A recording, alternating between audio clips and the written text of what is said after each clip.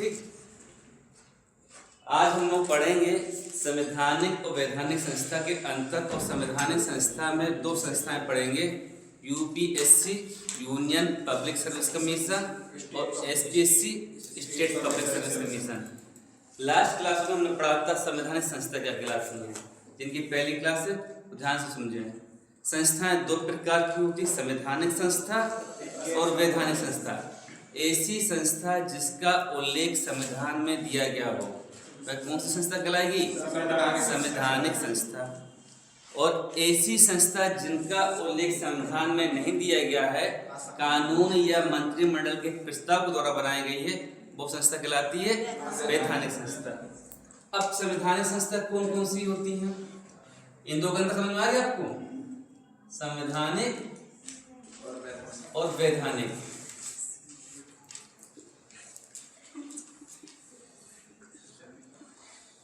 संस्था तो समझ में आया बेटा? ध्यान से, संवैधानिक संस्था क्या? जिनका उल्लेख किसमें दिया गया हो? संविधान में दिया गया हो, वो क्या कहलाएंगे? संवैधानिक संस्था। जैसे, या इसकी दूसरी परिभाषा, जिस संस्था में आर्टिकल जुड़ा हो संवैधानिक संस्था कहलाती है। एग्जाम्पल के तौर पर देखेंगे, इलेक्शन कमीशन। आर्टिकल कौन सा इलेक्शन कमीशन में संदीप? 324। फाइनेंस कमीशन कौन सा आर्टिकल? 280। पीछे का भूल गए हो क्या? CAG control audit journal of India, कौन सी संस्था? 148।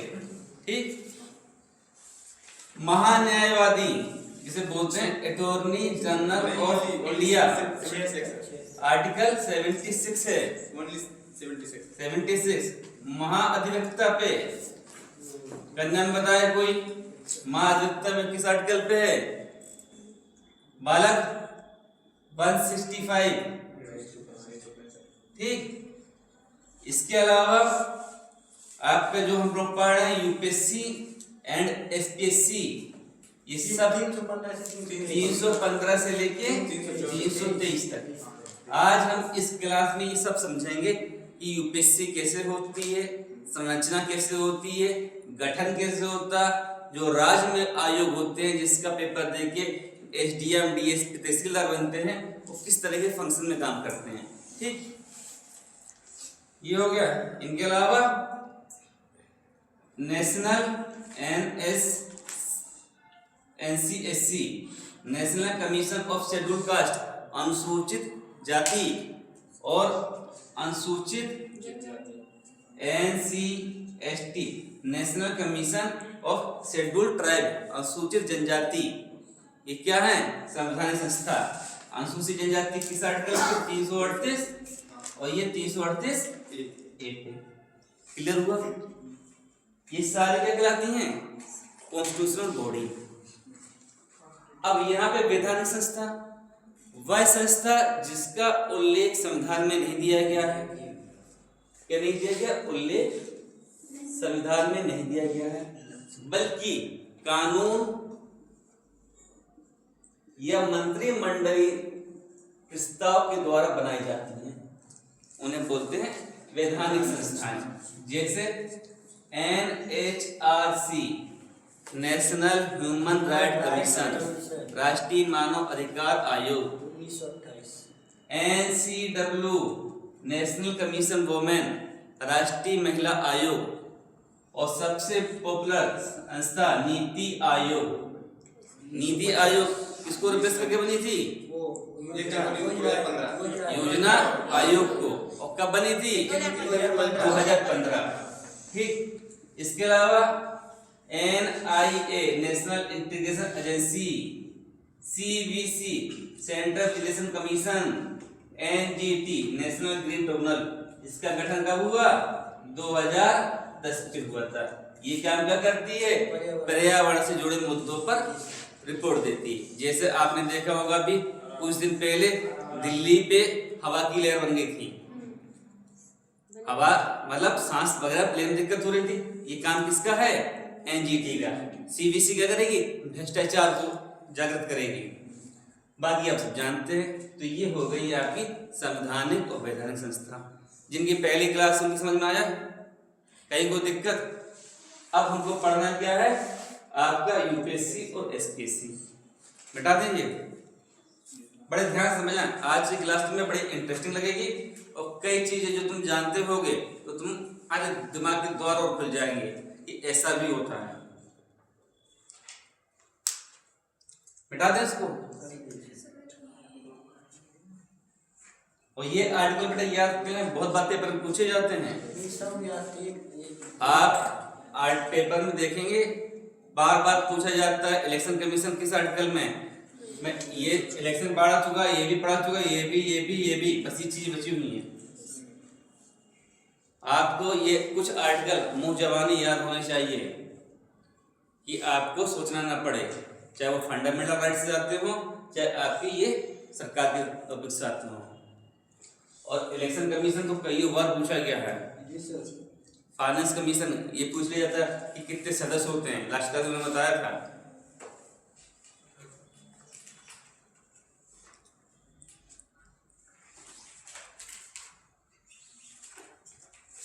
मिटाते हैं आप बेटा बेटा नहीं बताएं।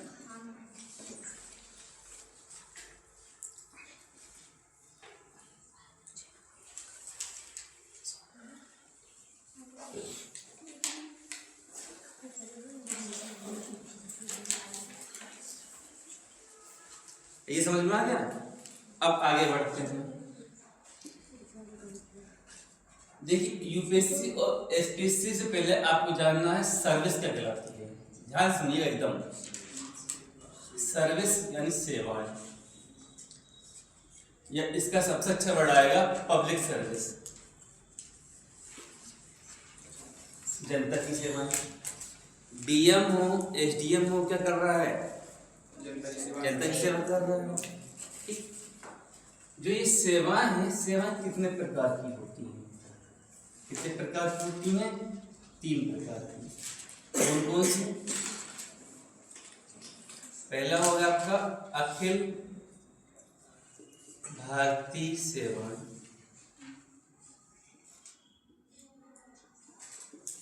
ये किस आर्टिकल पे हैं? 312।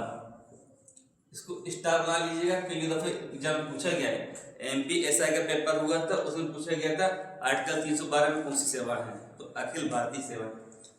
दूसरा सेंट्रल सर्विस जिसे बोलते हैं केंद्रीय सेवाएं, केंद्रीय सेवाएं जिसे बोलेंगे क्या, सेंट्रल सर्विस। तीसरा होगा प्रांतीय सेवाएं। ये क्या होती है कि 3 प्रकार की सेवाएं होती है। अखिल भारतीय सेवाएं कितनी होती हैं? 3 होती हैं। IAS इंडियन एडमिनिस्ट्रेटिव सर्विस, जिसको आप आम भाषा में बोलते हैं डीएम साहब, बोलते हैं कलेक्टर साहब, डीएम साहब, बड़ा भोकाल रहता है उनका। दूसरा IPS इंडियन पुलिस सर्विस, हर नौजवान चाहता है कि थोड़ा भोगा बना ले वर्दी पहन के, ठीक, जिसको आमतौर पर बोलते हैं SPS। तीसरा होता है IFS, इसको बोलते हैं Indian forest service, forest service. Clear? ये सब क्या कहलाती है? अखिल भारतीय सेवाएं। और किस आर्टिकल में आती हैं? 312 में। 2020 में जब लॉकडाउन लगा था, आपको याद होगा अच्छी तरह से कि आपके मोहल्ले में जब कोई पेशेंट लगा था तो बैरिकेड लगाया करता था। जिले के अंदर कानून व्यवस्था को मजबूत करने का काम किसका होता है? डीएम का। जिले के अंदर जितनी भी चीजें होंगी, और जो पुलिस प्रशासन है वो होता है किसके अंतर्गत? एसटी अंतर्गत। वन विभाग में जो चीजें होती हैं, वन विभाग में कोई भी एक्टिविटीज होगी, उसका मैनेजर कौन है? IAS। क्लियर? इनके अलावा तो इस टाइम पे जब 2020 में था तो एक डीएम का पावर ज़्यादा हुआ, लोगों के बीच में एक क्रेज बढ़ गया सिविल सर्विस का। और सिविल सर्विस का क्रेज तो अंग्रेजों के ज़माने से भी था। सत्येंद्रनाथ टैगोर प्रथम आईसीएस थे। ठीक, जो ये आईएएस की ट्रेनिंग होती है वो कहाँ पे होती है? मंसूरी, जिसको बोलते हैं लवासना। क्लियर? लवासना बोलते हैं, लवासना एक जगह है, मंसूरी पे है। भूगोल में बताइए, पहाड़ियों की रानी किसे कहते हैं? बताओ कन्या पर, भूगोल नहीं पढ़ रहे? पहाड़ियों की रानी मंसूरी। आईपीएस की ट्रेनिंग कहाँ पे होती है? सरदार वल्लभ भाई पटेल सेंटर यानी हैदराबाद। क्लियर? और आईएएस की ट्रेनिंग कहाँ होती है? देहरादून। इंदिरा गांधी के नाम से सेंटर बना हुआ है देहरादून। ये तीनों सेवाएं कैसे होंगी बेटा? अखिल भारतीय सेवा। अब इस अखिल भारतीय सेवा मतलब क्या होता है? ये काम केंद्र में भी करेंगी, राज्य में भी करेंगी और यूटी जो में वो भी करेंगी। ठीक, समझ आई बात? केंद्र राज समझ मारा ना? कोई पूछे उत्तर प्रदेश क्या है, राज्य की केंद्र? समझ में आ रहा है ना? तो ये व्यक्ति दोनों जगह काम करेंगे, केंद्र में भी और राज्य में भी। अब आता है केंद्रीय सेवाएं। केंद्रीय सेवाएं क्या होती हैं?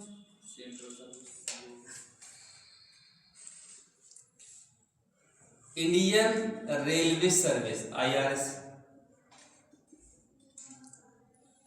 रेलवे सर्विस होती है। ये सब यूपीएससी से करके बनते हैं। जो आप देखते हैं रेलवे का जो बड़ा अधिकारी होता है वो भी यूपीएससी थ्रू आता है। दूसरी आती है आईआरएस, इंडियन रेवेन्यू सर्विस।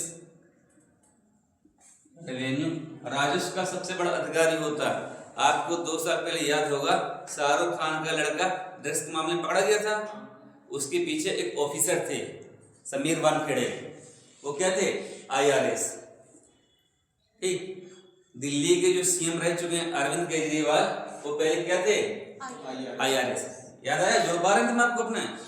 ठीक, यदि आपको यूपीएससी क्रैक करके पैसा कमाना है, ठीक, तो लोग इस सर्विस को बड़ी कर देते हैं। इनकी ड्यूटी कहाँ लग जाती है? मुंबई वगैरह शहर में। मुंबई में क्या है? दबाकर पैसे, आर्थिक इकोनॉमी एक कैपिटल है और सारे इसको आराम है मुंबई में, तो लोग इसको। इसके अलावा आईआरएस हो गया, आईपीएस हो गया, रेलवे हो गया, इंडियन पोस्टल सर्विस, भारतीय डाक सेवा, ये सब क्या है? आपकी प्रांतीय सेवाएं। क्लियर यहाँ तक? प्रांतीय सेवा सेंट्रल सेवा नहीं, सेंट्रल सेवाएं। ये सब क्या हो गई? सेंट्रल सेवाएं। अब प्रांतीय सेवाएं क्या होती हैं? प्रांतीय मतलब होता है जो राज्य पर आधारित होती है, राज्य के आधारित, जैसे एसडीएम, सब डिस्ट्रिक्ट मजिस्ट्रेट, डीएसपी के लीजिए या सीओ के लीजिए।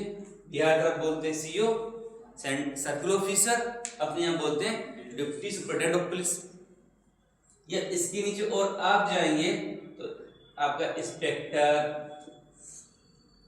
एसआई, एएसआई, पुलिस, ये सब क्या कहलाएगी? आपकी राज्य आधारित सेवाएं। सेवाएं समझ में आ रही है? हम जो सरकारी नौकरी की तैयारी करते हैं, बच्चा बात में संदीप, जो हम लोग सरकारी नौकरी की तैयारी करते हैं तो नौकरी कितने प्रकार की होती है? आपकी गवर्नमेंट जॉब कितने प्रकार की होती है? 3-4 प्रकार की होती है। Group A, group B, group C और ग्रुप डी। क्लियर? ए में ये सेवाएं आ गई, ये सेवाएं आ गई। बी में होते हैं, बी में 2 प्रकार की सर्विस होती हैं, रजिस्टर्ड और नॉन रजिस्टर्ड। ग्रुप बी में होती हैं 2 प्रकार की, रजिस्टर्ड सर्विस और नॉन रजिस्टर्ड सर्विस। जो इंटर कॉलेज के टीचर होते हैं वो भी ग्रुप बी में आते हैं, जो 12वीं वालों पढ़ाते हैं। इंटर कॉलेज मतलब जैसे महुआ में राजकीय बालिका इंटर कॉलेज जीजीएससी या इंटर कॉलेज डीएवी वगैरह, इनके जो टीचर्स होंगे 11वीं 12वीं के, वो आएंगे आपके नॉन रजिस्टर्ड के। या एक पीसीएस में एग्जाम होता है आरओ का, सुना होगा आप लोगों ने, वो कहलाता है रजिस्टर्ड सर्विस। ठीक। ग्रुप सी आप जानते हैं, पुलिस की तैयारी कर रहे हैं, पुलिस, लेखपाल, वीडियो, प्राइमरी का मार्शल, ये ग्रुप सी में आ गए। ग्रुप डी में क्या कहलाते हैं आपके? ग्रुप सी में लिपिक भी बोलते हैं, लिपिक बाबू। हाँ, क्लर्क में आएगा, क्लर्क भी आएगा, प्राइमरी टीचर आएगा, पुलिस आएगा, लेखपाल आएगा, ग्रुप सी। ग्रुप डी में क्या जाएगा आपका? श्रमिक वर्ग। श्रमिक वर्ग मतलब कर्मचारी, चपरासी, स्वीपर, ये सब बातें। ठीक, इस चीज समझ में आए? इस प्रकार सेवाएं कितने प्रकार से हो गई आपकी? 3 प्रकार। कोई दिक्कत यहाँ तक समझ में आ रहा है? अब इसको मिटा दें।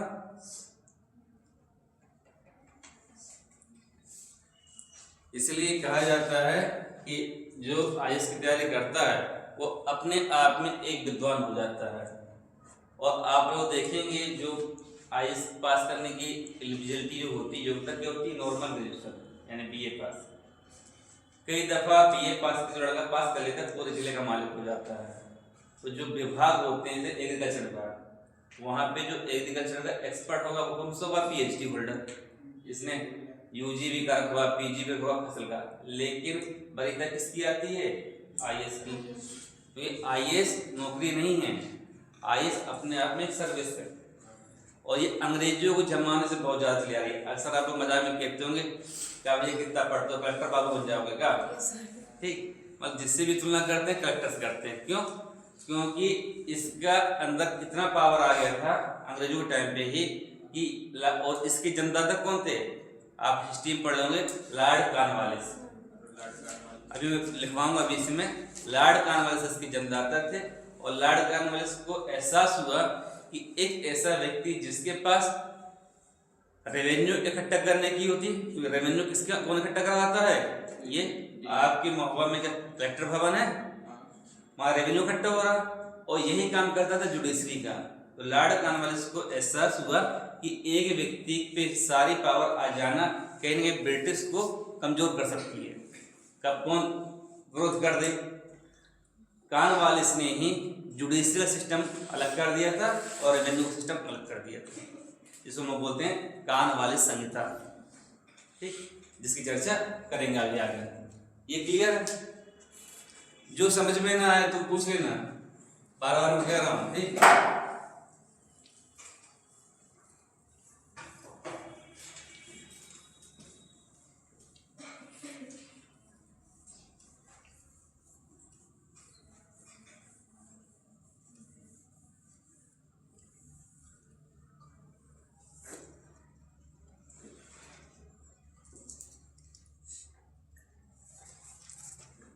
ये किस भाग में है?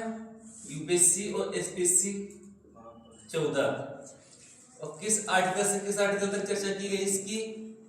315 से 323। आर्टिकल में जाने से पहले हम इसकी संरचना पे काम करते हैं। संरचना क्या है इसकी? कार्यकाल इसका होता है 6 वर्ष या 65 वर्ष। ठीक, इस पे चर्चा करते हैं। तो हेडिंग बनाइए, संरचना, स्ट्रक्चर, लिखते जाइए। संरचना इसकी एक अध्यक्ष होगा प्लस कुछ अन्य सदस्य होंगे जो कि राष्ट्रपति द्वारा नियुक्त होंगे।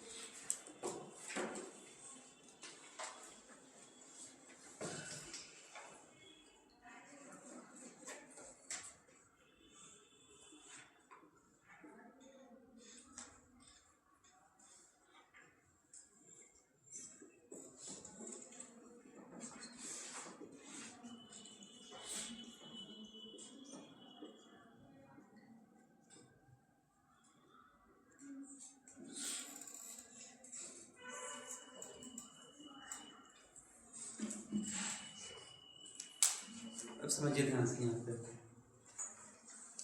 जो अभी समझाया समझा अब जब कोई संस्था होती है, कोई संस्था, कोई भी संस्था में हम क्या पढ़ते हैं? संस्था की संरचना क्या है, कार्यकाल क्या है, संरचना मतलब गठन क्या है इसके कार्यकाल क्या है, योग्यता क्या है, ये सब चीज पढ़ते हैं। आप कोई भी संस्था पढ़ेंगे तो 3-4 चीजें आपको पढ़ना पड़ेगी, कार्यकाल, स्ट्रक्चर, योग्यता इत्यादि। जो आपकी संघ लोक सेवा आयोग और राज्य लोक सेवा आयोग है, भाग 14 में आर्टिकल 315 से 323 दिया गया है। संरचना जो इसकी स्ट्रक्चर, इसमें क्या होगा? एक अध्यक्ष होगा और कुछ अन्य सदस्य होंगे। अध्यक्ष तो एक होगा, कुछ अन्य सदस्य होंगे जिसकी संख्या निर्धारित नहीं की गई है। वह सदस्य को कौन नामित करेगा? प्रेसिडेंट द्वारा नियुक्त होंगे। क्लियर बात? यदि बात होती है कि भाई राज्य में, ध्यान समझिएगा, इस केंद्र का हो गया, जैसे उत्तर प्रदेश का, उत्तर प्रदेश में भी लोक सेवा आयोग है। हर राज्य में अपना एक लोक सेवा आयोग होता है। यदि वहां पे क्या होगा? एक अध्यक्ष होगा, कुछ सदस्य होंगे, प्रेसिडेंट क्या हो जाएगा? राज्यपाल। क्यों? क्योंकि वो आपका राज्य की सेवाएं है। बात समझ आई यहाँ तक?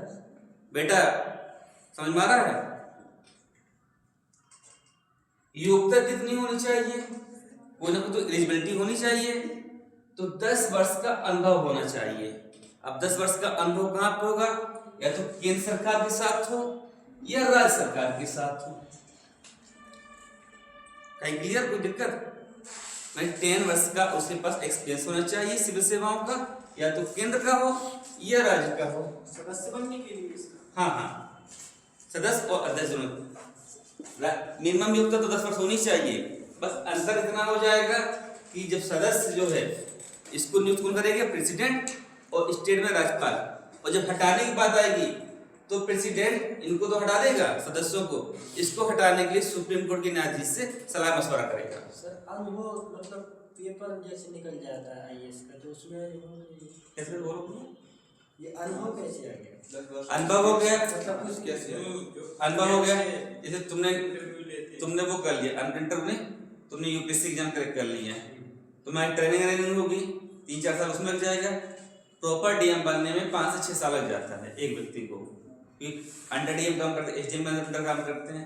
उसके बाद 10 साल आप सर्विस कर लेंगे तो आपके पास 10 साल का अनुभव हो गया। आपका सर्विस रिकॉर्ड अच्छा रहा, यानी आप जिस डिस्ट्रिक्ट में रहे वहाँ पे अपनी सर्विस अच्छी दी है, तो हर नौकरी सर्विस रिकॉर्ड होता है। तो 10 सर्विस के बाद आपको सदस्य बनाया जा सकता है।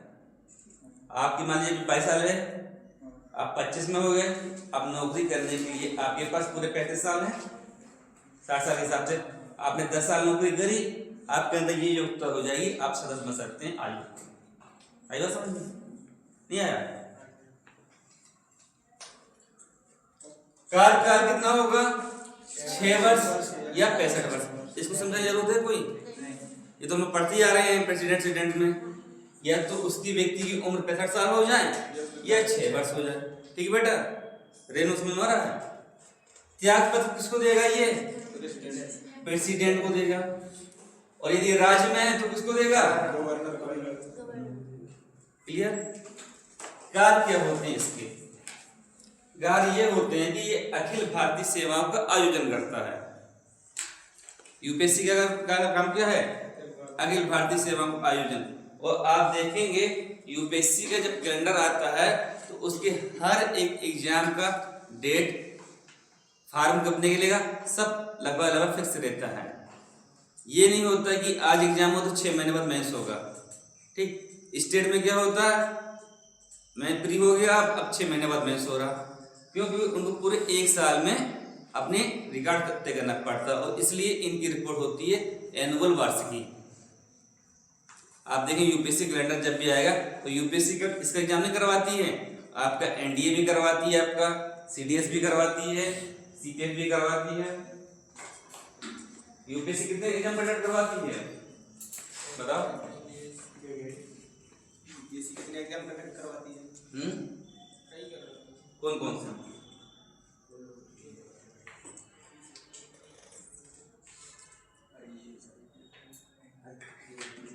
यूपीएससी का एग्जाम करवाती है कैंडिडेट, जिससे ये बनते हैं।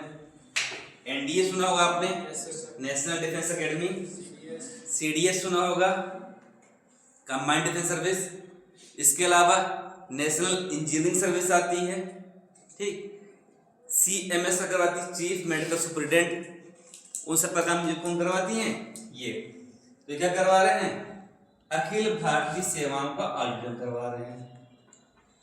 इसके अलावा संयुक्त परीक्षा का आयोजन भी ये करते हैं। सर ये समझाइए संयुक्त परीक्षा आयोजन क्या होती है? ये लाइन तो समझ में नहीं आई किसी के?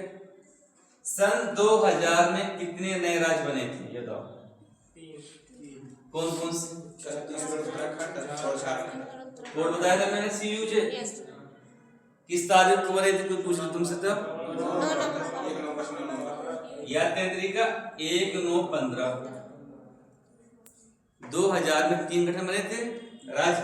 1 नवंबर 2000 को छत्तीसगढ़, 9 नवंबर को 2015 को उत्तराखंड, 15 नवंबर को।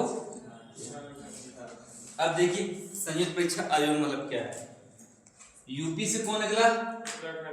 उत्तराखंड। समझने का करिए यहाँ पे, ये आपका UP PCS, clear? UP PCS के गवर्नर ने कहा और आपका यूके पीसीएस, इनके गवर्नरों की सहमति से ये हुआ कि भाई दोनों राज्यों के लिए एक ही एग्जाम बनवा लिया जाए। बस समझ में आ रहे हैं? उत्तराखंड छोटी सा जिला, 13 जिला है, लगभग 13-15 जो भी, ठीक, छोटा सा राज्य है। इनने कहा, इनके राज्यपाल ने और यहाँ के राज्यपाल ने सहमति से दोनों लोग एक ही आयोग को, कोई दिक्कत नहीं, कहीं भूकंप नहीं आया, तो ये बना लिया जाए। क्या कहते हैं? दोनों को संयुक्त करके एक आयोग बना लिया जाए। अब जब ये आयोग बन जाएगा तो इसकी अनुमति कौन देगा? संसद यानी प्रेसिडेंट। ऐसी कंडीशन में संयुक्त परीक्षा का आयोजन किया जा सकता है। बात समझ में आई? आप एमपी छत्तीसगढ़ ले लीजिए, जैसे या मान लीजिए उत्तर प्रदेश से मध्य प्रदेश, दोनों चाहें। अधिकांशतः इस तरह देखने को मिल जाता है जो पूर्व के स्टेट हैं आपके, जैसे मणिपुर, नागालैंड, छोटे छोटे स्टेट है, वो दोनों कर लेते हैं। तो आई समझ में बात? ये यहाँ आगे बढ़ जाए, बालक समझ में आ रहा है पीछे? जो इसकी रिपोर्ट होती है, जैसे अब आपका फरवरी आ रहा है तो आपका बजट आएगा। बजट क्या करता है आपका कि भाई अगले साल में क्या कैसा सिस्टम करना है। जो ये वार्षिक रिपोर्ट, इसकी रिपोर्ट कैसी होती है? यूपीएससी की साल में आती है। और जब वार्षिक रिपोर्ट जो आएगी वो कहाँ पे जाएगी? प्रेसिडेंट के पास। और इस रिपोर्ट में क्या होती है कि रिपोर्ट की प्रकृति कैसी होती है, यानी रिपोर्ट का नेचर कैसा होता है? सलाहकारी, अर्थात इसकी अनुशंसा या इसकी अनुशंसा रिपोर्ट वगैरह का प्रेसिडेंट माने अथवा न माने कोई अनिवार्य नहीं है, किंतु न मानने पे उसको कारण बताना पड़ेगा कि क्यों नहीं मानी गई रिपोर्ट। समझ आ रही? गुड़िया समझ आया? तो कैसी रिपोर्ट हो गई है? सलाहकारी। प्रेसिडेंट कहां पे रखेगा? संसद में। नियम कहां बनते हैं आपके? अब जिससे पूछूंगा वही बताएगा। 20 की लाइन, 4 कन्याएं बताओ, संसद किस किस से मिलकर बनी होती है? लोकसभा, राज्यसभा, प्रेसिडेंट। सही कह रही है? तुम बताओ, बड़े सही कह रही, कितने राज्यों से बनती है? आपसे नहीं पूछा भाई, आप बताएं शुरुआत एक 4 लोग। संसद, हाँ हाँ आपके लोगों से बात कर रहा हूं। इसने जो बताया है क्या सही बताया है? सही बताया। भारत का प्रथम नागरिक कौन होता है? तुम बताओ, तुम बताओ।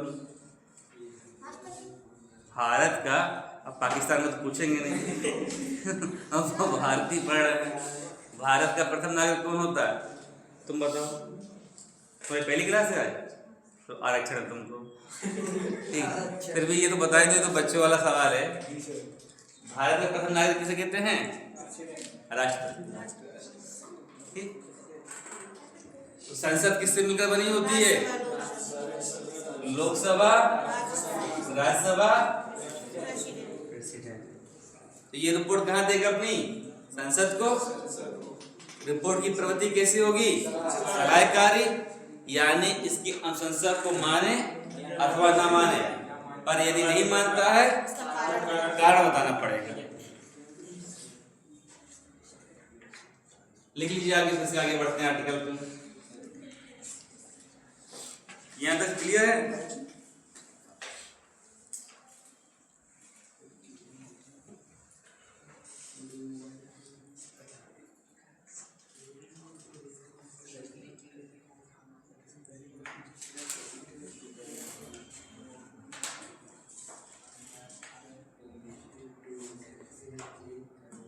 अब बोलता जा रहा हूं, लिखते जाइए, ठीक है?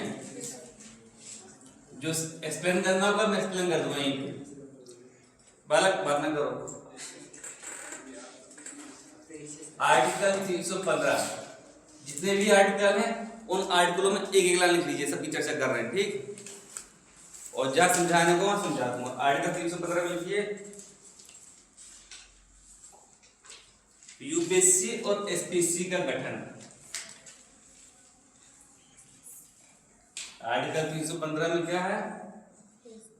यूपीएससी और एसपीएससी का गठन।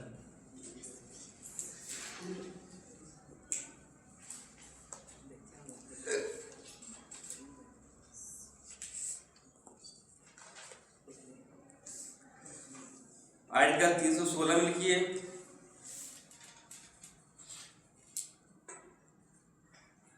यूपीएससी 316 यूपीएससी और एसपीएससी के सदस्यों की नियुक्ति। यूपीएससी और एसपीएससी के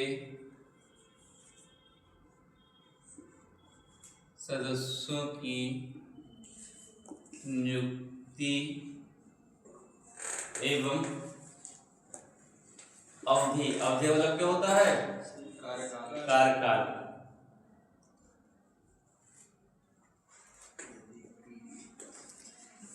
इनके सदस्य अध्यक्ष की नियुक्ति कौन करेगा? बताओ कन्या, इनके सदस्य और अध्यक्ष की नियुक्ति कौन करेगा? कसके बोलो, डरा मत करो। कौन करेगा? पापा? गवर्नर, ठीक। इसके कार्यकाल कितना होगा? 6 वर्ष या 65 वर्ष। और इसका क्लियर? तुम लोगों को आता है, पर तुम लोगों के मन में डर सा बैठा रहता है कि कहीं गलत ना हो जाए।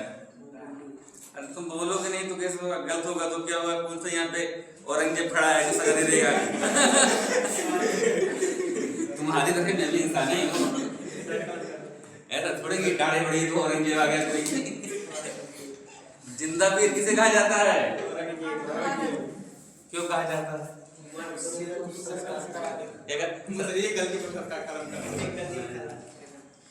वो धार्मिक नियमों का कड़ा बंदा था, इसलिए कहते ये नहीं। जिंदा पीर उसे कहते हैं जो धार्मिक नियमों का। वो एक ऐसा मुसलमान शासक था जो 7 टाइम की नमाज अदा करता था। 7 टाइम की, आमतौर पे कितना 5 बार वो 7 बार, और रात 12 बजे उठ के करता था। इसके अलावा वो कोई भी काम करता था किसी पे विश्वास नहीं करता था, स्वयं काम करता था, ठीक। और हैरानी बात, पढ़ा लिखा तो था ही था। शाहजहां किस्मत से बहुत धनी आदमी था। उसके 4 लड़के थे, पढ़ोगे इतिहास में, दारा सुकोई, औरंगजेब, शुजा और मुराद। और चारों शराब नहीं पीते थे। बाकी को राजो जहांगीर को पैक बना रहा है, देखा होगा, ठीक। नूरजहां प्रेम में पड़ गया, सब कुछ भूल गया। अजीज का शौकीन, ठीक। अखबार ये सब काम करता था, पर इन सब काम करा वो युद्ध भी करता था, ठीक।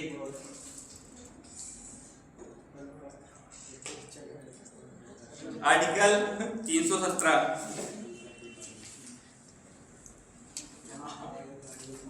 आर्टिकल 317 पद से हटाना और निलंबन।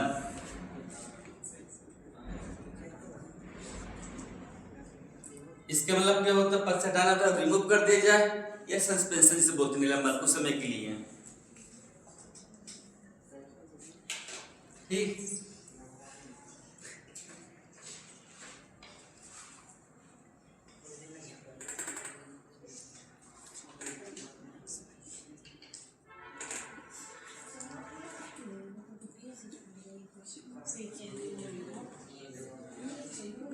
इस लाइन को समझो बालक। आर्टिकल 317 का कह रहा है कि पद से हटा दिए जाएंगे अध्यक्ष सदस्य या निलंबन। हटाने वाला क्या होता है, रिमूव करना। अब गए निलंबन मतलब सस्पेंशन 5 महीने 6 महीने का, लेकिन कोई ना कोई आधार तो होगा। वो आधार क्या होगा, जब असमर्थ यानी व्यक्ति काम करने में असमर्थ है, दूसरा दिवालिया, तीसरा दुर्व्यवहार, मतलब आप अधिकारी बन गए या सदस्य बन गए, कोई इंटू चल रहा है, आप धर्म की बातें कर रहे हैं ज्यादा, ठीक, कहीं किसी बारे में, जैसे बचपन में आपने सुना होगा कि फला आइस के इंटरव्यू में बड़ा चलता है कि आप कैसे बैठे हैं, क्यों बैठे हैं, आपके शर्ट में कितनी बटनें हैं, माहौल बनाने के लिए, आप किस सीढ़ी से आए, कितनी सीढ़ियां हैं, कहीं कुछ पूछा जाता है इस टाइप का बात। आप बताइए, आप देश की नौकरशाही जा रहे हैं, आपसे कोई इस टाइप का पूछेगा? वो पूछता है, वो पूछेंगे कैसे कि भैया बेरोजगारी कैसे खत्म की जाए।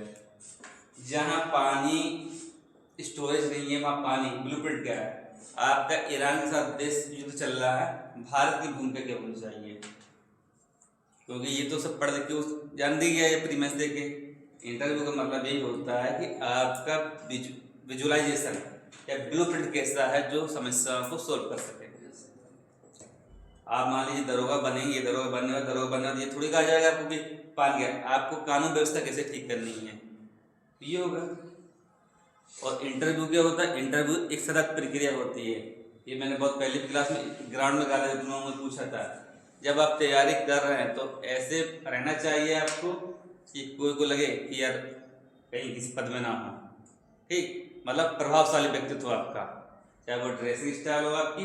अब ड्रेसिंग स्टाइल मतलब ये नहीं है कि आप फटे से कपड़ा पहन घूमने लगे, ठीक, मतलब पूरा है। जिसके लोग देखेंगे आप बैठे रहेंगे कुर्सियों में, ऐसे लेट जाएंगे कुर्सी पढ़ते पढ़ते, देखा होगा आपने, पैर फैला लेंगे, तो वो आपका देखने से कोई कहे यार ये कोई व्यक्ति अच्छे घर से ये सब है और अच्छी नौकरी में है। और जब नौकरी में आ जाओ तब आपका ऐसा होना चाहिए स्वभाव कि आपको देख के कोई लगे ना कि ये इस अधिकारी किस पद में होगा, यानी ग्राउंड टू लेवल हो जाए आप। नहीं है समझ में?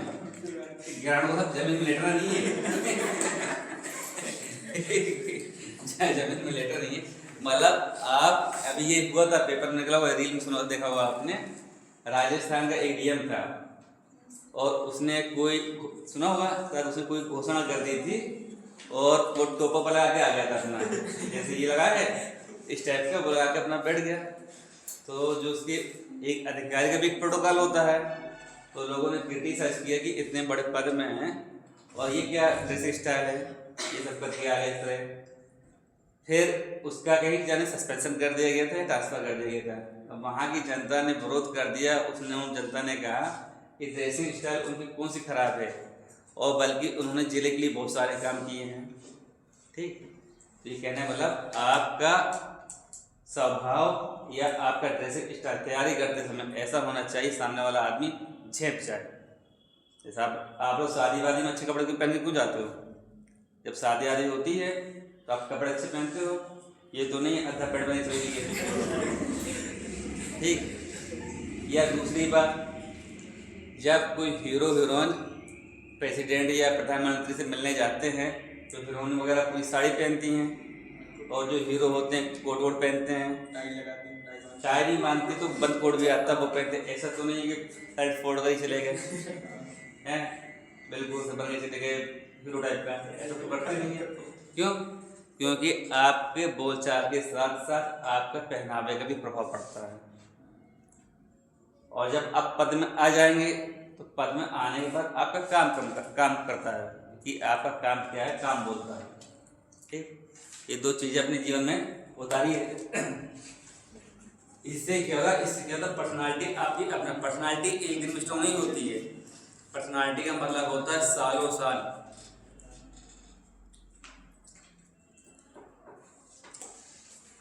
आगे बढ़े, आर्टिकल 318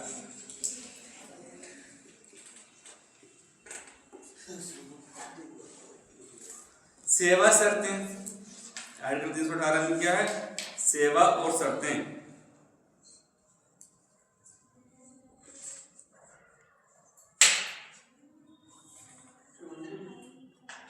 आर्टिकल 319 सेवा शर्त में मतलब क्या होता है? सेवा शर्तें राष्ट्रीय सोचेगी भाई कि कितने साल सेवा होगी, क्या शर्तें होंगी आपकी, कि आपके शर्तों का एक प्रोटोकॉल होता है कि आप जैसे कि रूल्स करके चले गए, फरार हो गए, ठीक, और कैसे कहते हैं सेवाएं आपकी सर्विस में अपना कैसे आपका प्रोटोकॉल होता है।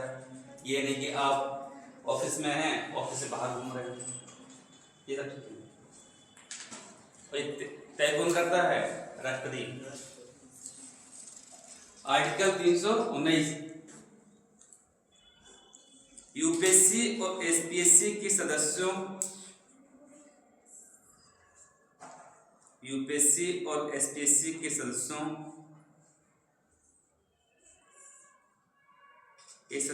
की सेवानिवृत्ति के बाद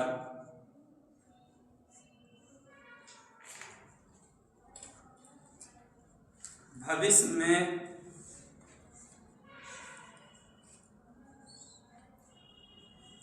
रोजगार पर प्रतिबंध लगाता है।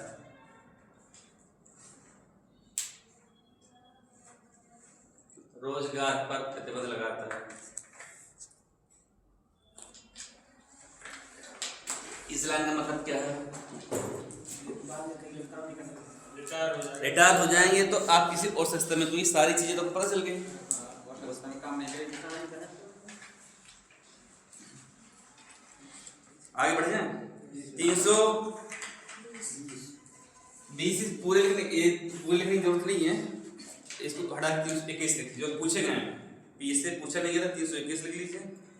राज्य लोक सेवा के कार्यों का विस्तार, ये आपको लिखवा में सब याद सब नहीं करने हैं, आपको जो याद करने हैं उसमें अभी एक्स्ट्रा बनवा दे रहे हैं। राज्य लोक सेवा के कार्यों का विस्तार, कौन से में सर होगा? क्या कौन से आर्टिकल में? आर्टिकल 321।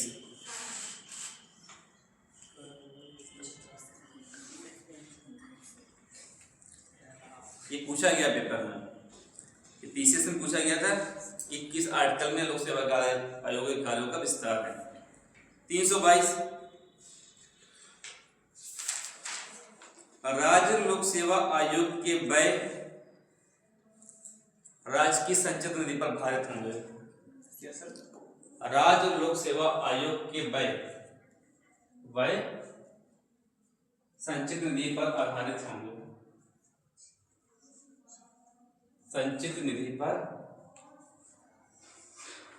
भारित होंगे।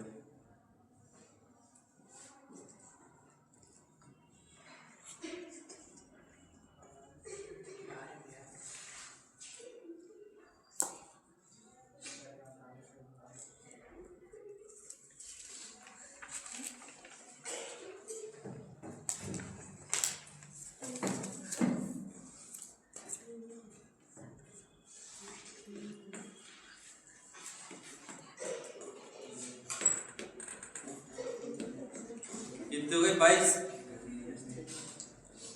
लास्ट लिखिए 323।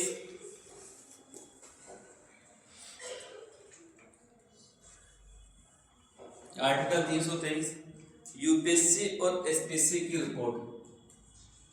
आर्टिकल 323 यूपीएससी एंड एसपीएससी की रिपोर्ट।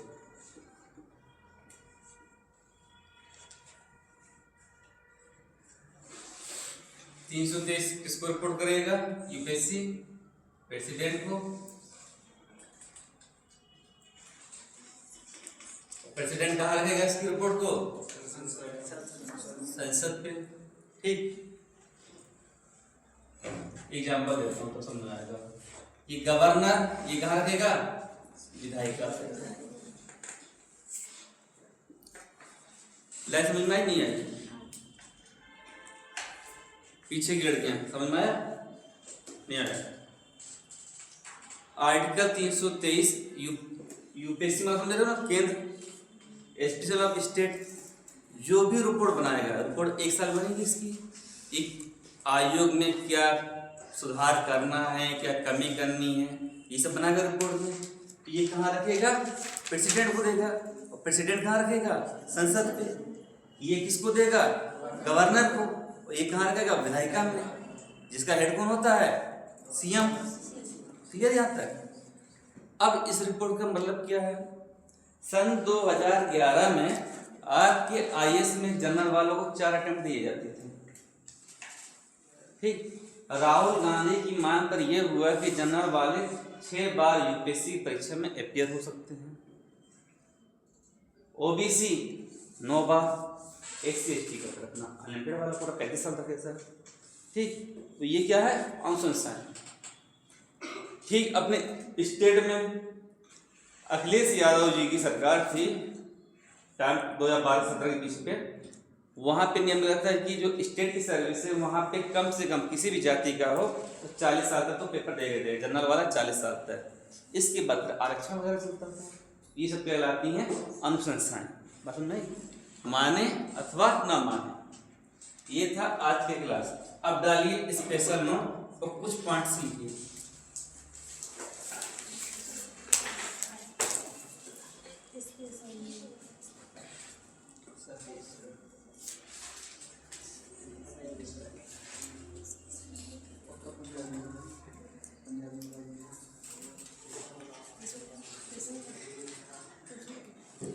यूपीएससी के पहले अध्यक्ष कौन थे?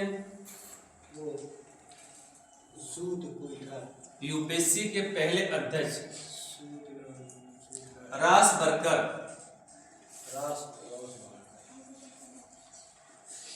रास बरकर 1926 से 1932। ये कब हो गए, ब्रिटिश काल पे।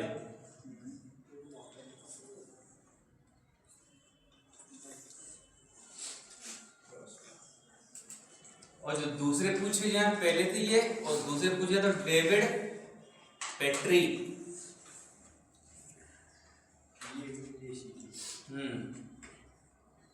लिख लीजिए, याद करना नहीं है आपको। ज्यादा पूछा जाता है तो वर्तमान का अध्यक्ष कौन है, बस सवाल बनेगा अध्यक्ष और पहला भारतीय अध्यक्ष। अब देखिए, यूपीएससी के पहले भारतीय अध्यक्ष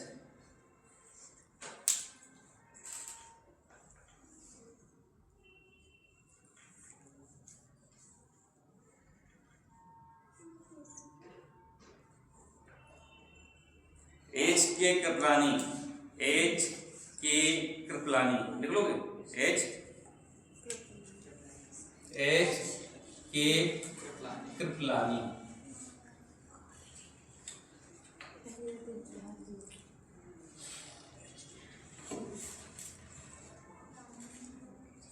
यूपीएससी की पहली महिला अध्यक्ष रोज मिलियन बेथ्यू। रोज मिलियन बेथ्यू।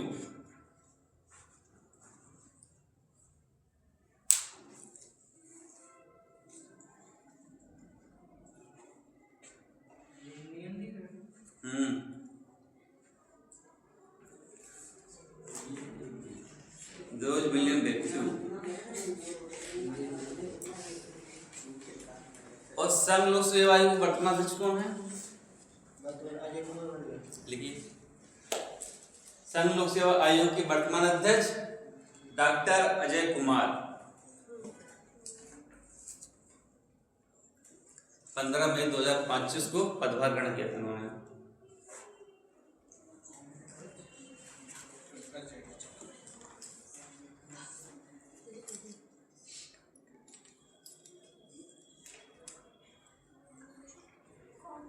गिरण कब किया सर इन्होंने, कब से? 15 मई 2025।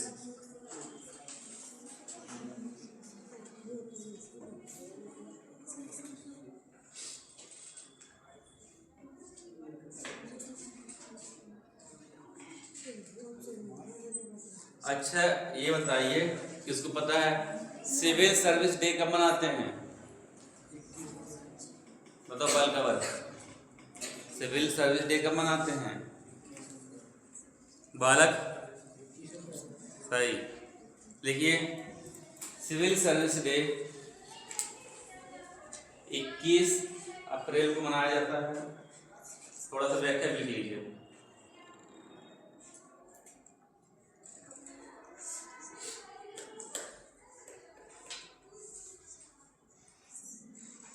वर्ष 1947 में इसी दिन, इसकी व्याख्या लिख लीजिए थोड़ा, ये याद कर लीजिए। सिविल सर्विस डे कब मनाते हैं? कस के बोलो, खाना खा के नहीं आए हो? जो फैक्ट है फैक्ट तुम्हें यहीं याद हो जाएगा। थोड़ा सा लिखिए। वर्ष 1947 में इसी दिन भारत के पहले गृह मंत्री, भारत के पहले गृह मंत्री कौन थे? वर्ष 1947 में इसी दिन भारत के पहले गृह मंत्री सरदार वल्लभ भाई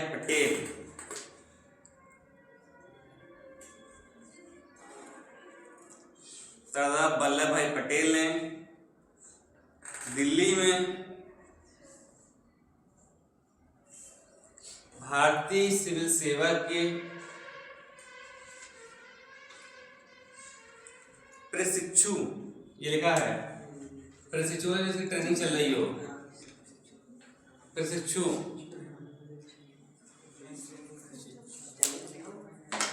अधिकारियों को संबोधित करते हुए, प्रशिक्षु अधिकारियों को संबोधित करते हुए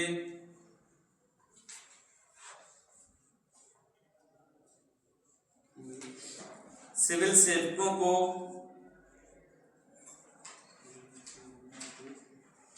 भारत के इस्पात का ढांचा कहा, भारत के इस्पात का ढांचा कहा। इंग्लिश में लिखना तो steel frame of India. Bharat के इस्पात का ढांचा कहा गया स्टील फ्रेम ऑफ इंडिया।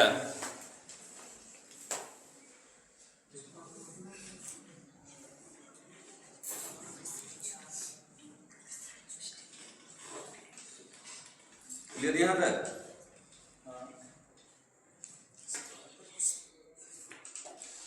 और नेक्स्ट पॉइंट लिखिए। सिविल सेवा का जन्मदाता लॉर्ड कॉर्नवालिस को कहा जाता है। सिविल सेवा का जन्मदाता लॉर्ड कॉर्नवालिस को कहा जाता है।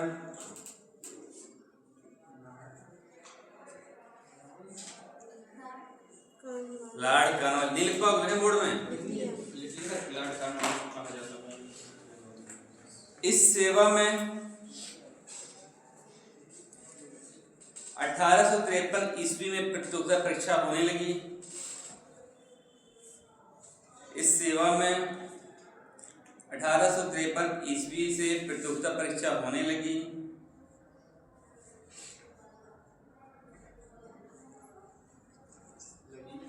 ये प्रारंभ में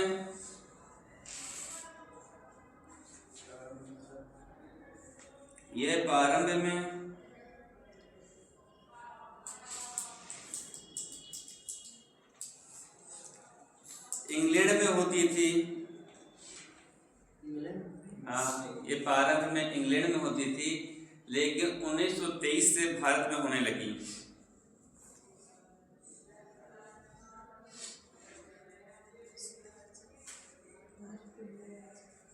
सुभाष चंद्र बोस भी इंग्लैंड गए थे सिविल सेवा। 3 लोग गए थे। और पहले इसको क्या बोलते थे? ICS। ठीक। 1863 ईस्वी में प्रथम भारतीय ICS, 1863 ईस्वी में प्रथम भारतीय ICS सत्येंद्र नाथ टैगोर थे। कुछ छूट रहा है बेटा? छूटा है कुछ? धीमे बोले क्या? प्रथम भारतीय ICS सत्येंद्र नाथ टैगोर थे। सत्येंद्र नाथ टैगोर थे।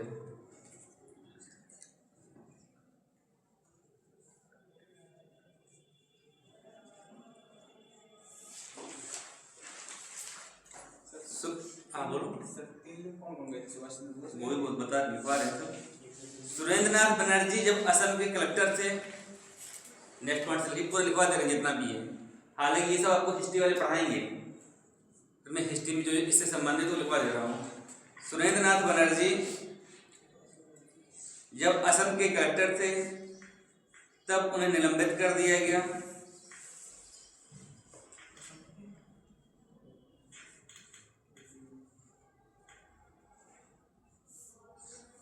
तब उन्हें निलंबित कर दिया गया।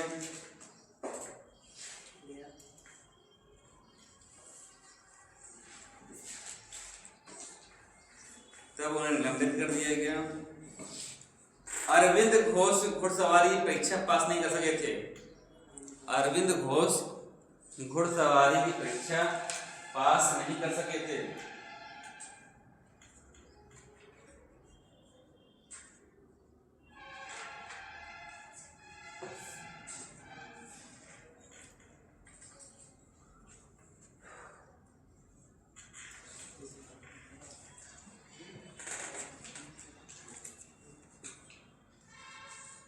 पास नहीं कर सके थे।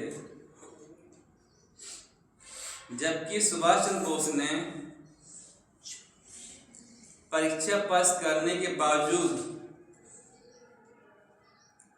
त्याग पत्र दे दिया था।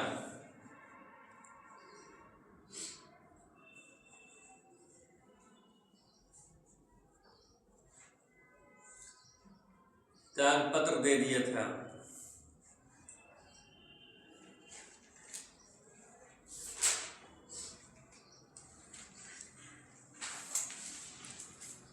दूसरी लाइन से लिखिए, प्रारंभ में इस परीक्षा की अधिकतम आयु 23 वर्ष थी। प्रारंभ में इस परीक्षा की अधिकतम आयु 23 वर्ष थी, 23।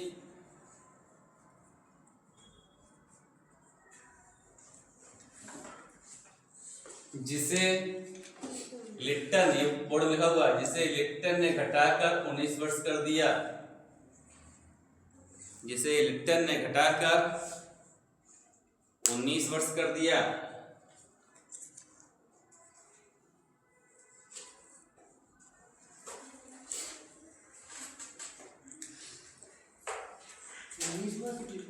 उन्नीस। और लास्ट पॉइंट लिख लीजिए, भारत में पुलिस सेवा के जन्मदाता लॉर्ड कॉर्नवालिस ही है। भारत में पुलिस सेवा के जन्मदाता कौन है? लिख गया? एकमात्र लिखा नहीं भैया तो पुलिस सेवा के जन्मदाता लॉर्ड कॉर्नवालिस है।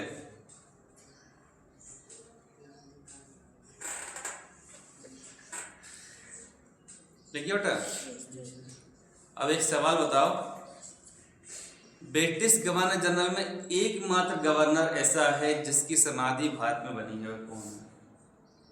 पता था कोई? ब्रिटिश गवर्नर में, ये सब जो लिखवा रहा हूँ कि गवर्नर है ये, एक समाधि, एक व्यक्ति ऐसा है जिसकी समाधि भारत में बनी है, बल्कि भारत के उत्तर प्रदेश में बनी है। Lord Cornwallis. कहाँ बनी है? गाजीपुर में। लिखिए, कॉर्नवालिस एकमात्र गवर्नर जनरल है जिसकी समाधि भारत में गाजीपुर में स्थित है, उत्तर प्रदेश के।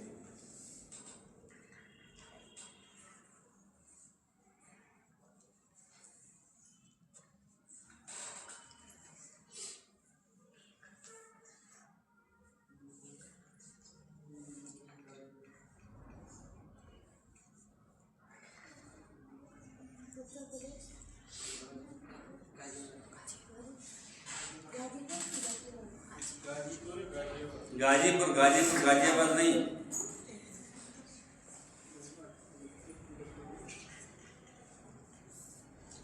क्लियर? यहाँ आगे आपका ये टॉपिक समाप्त होता है, यूपीएससी एसपी। कोई सवाल आपके? जो सवाल समझ में ना आया पूछ लो। सब समझ में आया? आर्टिकल 320 कौन सा? आर्टिकल 320 शक्तियों के बारे में बताया। 323 की 320? 320 क्या लिखवाया मैंने? तो उसमें कोई खास नहीं 320 में। शक्तियों के बारे में चर्चा की गई होगी, उसकी जो पावर होती है वो। और इसके अलावा इसकी स्थापना कब हुई थी? किसकी? यूपीएससी की?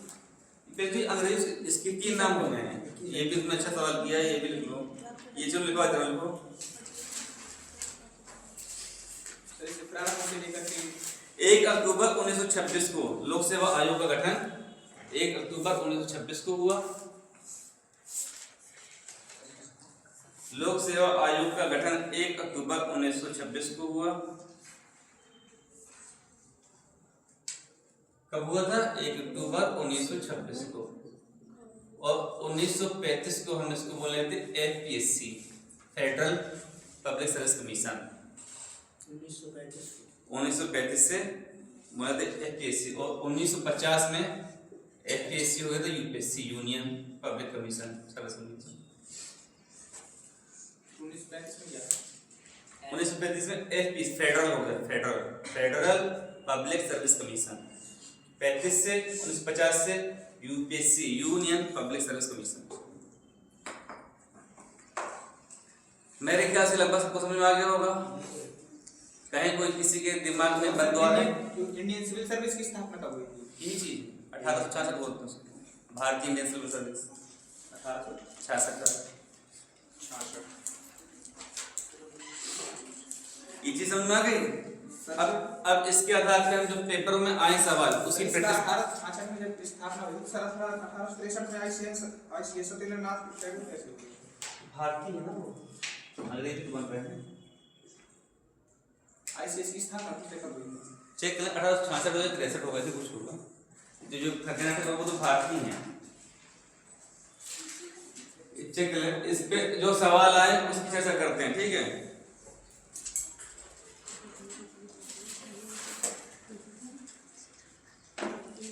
पब्लिक सर्विस कमीशन की प्रथम महिला अध्यक्ष कौन है? कौन?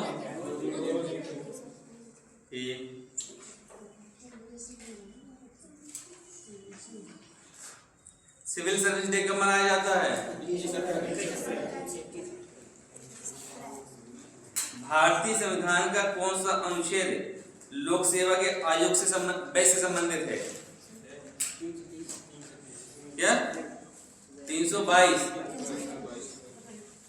उत्तर प्रदेश के राज्य लोक सेवा आयोग के कार्यों का विस्तार किया जा सकता है।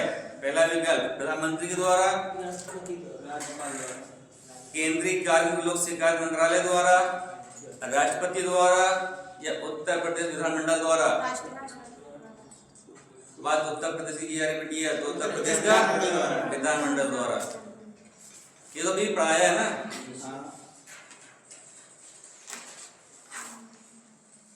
कुछ सवालों चर्चा बुक कर लेते हैं जो पहले के पढ़े हैं। लगभग क्लास 1 महीने बाद हुई है, तो पहले कितना याद है आपको वो पता चल जाए। ठीक, बताइए भाग 2 में क्या है? भाग 2 में नागरिकता कहाँ से ली गई है? वहां से, इंग्लैंड ब्रिटेन से। हाँ ब्रिटेन से। भारतीय संविधान में पंथ निरपेक्ष शब्द कौन से संविधान संशोधन के तहत जोड़ा गया था? 1976। मूल कर्तव्य कितने होते हैं? मूल अधिकार। मूल कर्तव्य कितने होते हैं? मूल अधिकार कहाँ से लिए गए हैं? यूएसए से। विधान परिषद किस राज्य में नहीं है? विधान परिषद किस राज्य में नहीं है? पहला विकल्प कर्नाटक, दूसरा तमिलनाडु, तीसरा उत्तर प्रदेश, चौथा राजस्थान। विधान परिषद कितने राज्यों में है? 6 राज्यों में है। क्या नाम है छह के? आंध्र प्रदेश, महाराष्ट्र, बिहार और उत्तर प्रदेश। तुमको याद नहीं है? फिर क्यों नहीं बोले? खाना नहीं खाया आज? चलिए ठीक। राष्ट्रपति के लिए मिनिमम उम्र कितनी होनी चाहिए? 35 और लोकसभा के सदस्य के लिए 25 विधानसभा के लिए 25 विधानसभा के लिए 25 विधान परिषद के लिए 30